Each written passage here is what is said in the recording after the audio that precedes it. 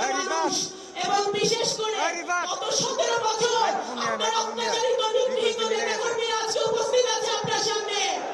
আজকে একটি কথা বলতে চাই, দল মত ধর্ম বর্ণ নির্বিশেষে পদ্মার এবারে ফরিদপুর বিভাগের মানুষ আজকে আপনার কথা শোনার জন্য উদ্গ্রীব।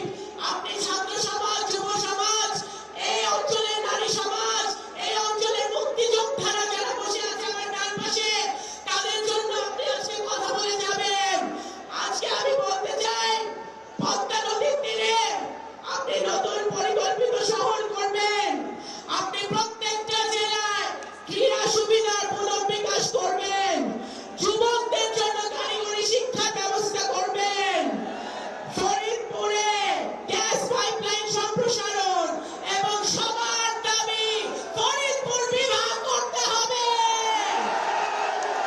এবং একটি কথা বলে শেষ করি, আমরা যারা মুসলমান, আমরা ফজরের নামাজ পড়ে ইসলাম ধারণ করি, ঘুমাতে যাওয়ার আগ পর্যন্ত ইসলাম ধারণ করি, ইসলাম আমরা পালন করি।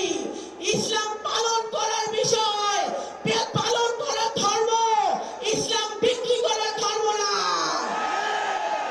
ইনশাআল্লাহ আগামী দিনে বাকি আমাদের 15টা আসনে ফরিদপুর বিভাগে ধানের শীষের জয় জয়কার হবে, সেই দোয়া ব্যক্ত করে আমি আমার বক্তব্য শেষ করছি। বাংলাদেশ